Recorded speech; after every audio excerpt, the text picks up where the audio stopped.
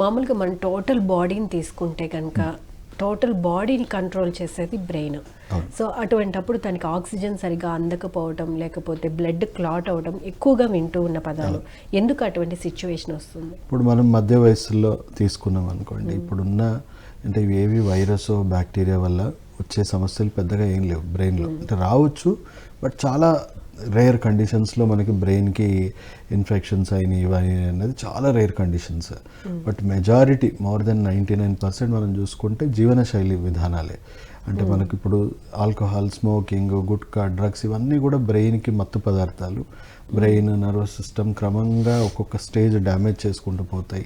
So దానివల్ల వాళ్ళకి ఎక్కువగా స్ట్రోక్ లాంటి సిమ్టమ్స్, స్ట్రోక్ వల్ల బ్రెయిన్ రిలేటెడ్ డీజనరేషన్స్, డ్యామేజెస్ అనేవి ఎక్కువ వస్తూ ఉన్నాయి, మానసిక సమస్యలు ఎక్కువ వస్తూ ఉన్నాయి. సో అలాగే పని ఒత్తిడి వల్ల ఈ అలవాట్లు లేవు అనుకున్న వాళ్ళకి స్ట్రెస్ ఎక్కువైపోయింది. సో స్ట్రెస్ ఎక్కువ కూడా, స్ట్రెస్ వల్ల కూడా మనకు ఆల్కహాల్ ఇవన్నిటి వల్ల ఎలా బాడీ యాసిడిక్గా మారి టాక్సిక్ ఇన్ఫ్లమేషన్స్ ఎలా డెవలప్ అవుతున్నాయో, స్ట్రెస్ వల్ల కూడా ఆల్మోస్ట్ 10,000 టైమ్స్ యాసిడిక్, నిద్రలేమి సమస్య కానీ లేకపోతే అధిక మానసిక ఒత్తిడి కానీ, సో వీటి వల్ల కూడా మన బాడీ యాసిడిక్గా మారి టాక్సిక్ ఇన్ఫ్లమేషన్స్ పెరిగి దానివల్ల కూడా మనకి డ్యామేజెస్ అనేవి అవుతూనే ఉన్నాయి. ఓకే, అంటే మనకి ఆక్సిజన్ లెవెల్స్ అందకపోవడం ఇట్లాంటివి సిచ్యువేషన్స్ ఏం లేదమ్మా. ఇప్పుడు due to toxic inflammation brain blood vessels అన్ని డిహైడ్రేట్ అయిపోవడము, రక్త ప్రసరణ వ్యవస్థ తగ్గిపోవడము, మనం బ్రెయిన్లో చాలామందికి చూస్తే సెరిబ్రల్ అట్రోపీ అనే కండిషన్స్ వస్తూ ఉన్నాయి. అంటే అట్రోపీస్ అంటే రక్తనాళాలు కుచించుకుపోతున్నాయి.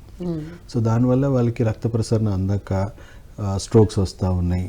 కొంతమందికి రక్త ప్రసరణ ఏమవుతుంది, బ్లడ్ ప్రెషర్ తట్టుకునే శక్తి సామర్థ్యాలు తగ్గిపోయి రప్చర్ అయిపోయి హిమరేజెస్ అయ్యి స్ట్రోక్స్ రావడం అనేది జరుగుతూ ఉన్నాయి. ఇంకా చాలా సమస్యలు ఉన్నాయి బ్రెయిన్కి related.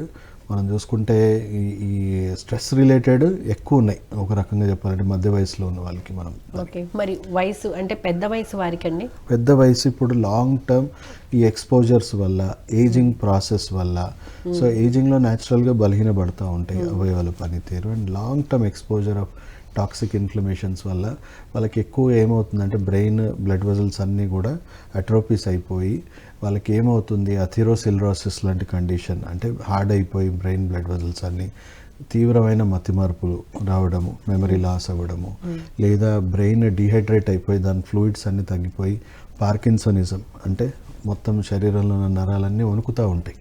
Okay, so Parkinson's disease రావడము.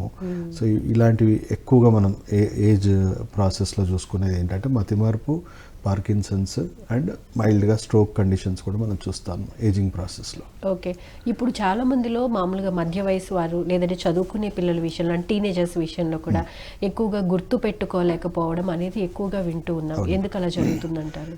అదే ఇప్పుడు వాళ్ళకి కూడా ఏంటి, నరిష్మెంట్ లోపం, అంటే కొంచెం న్యూట్రిషన్ సరిగా అందకపోవడము, యాంటీ ఆక్సిడెంట్ సరిగా తగ్గిపోవడము, అండ్ ఈ పనికి అంటే ఒత్తిడి ఎక్కువైపోవడం, వాళ్ళ ఏజ్కి మించిన దానికంటే వాళ్ళకి ఎక్కువగా మనం స్ట్రెయిన్ చేయడము.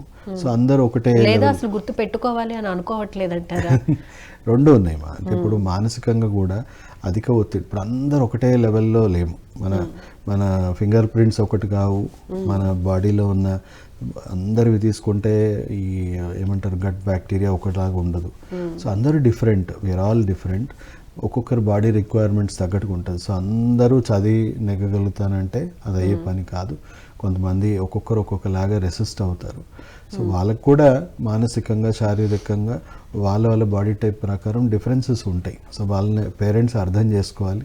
అర్థం చేసుకొని ఎవరికి ఏ విధమైన చదువు కానీ, స్పోర్ట్స్ కానీ వాళ్ళకి ఏది ఉంటుందో వాళ్ళు దాంట్లో ఎక్కువగా మనము సక్సెస్ అవ్వడం మనం చూడగలుగుతాము. సో అది అర్థం చేసుకోకుండా వాళ్ళ మీద అధిక ఒత్తిడి ఇవ్వడం వల్ల కూడా చాలా డ్యామేజెస్ అవుతూ ఉన్నాయి. ఓకే అండి.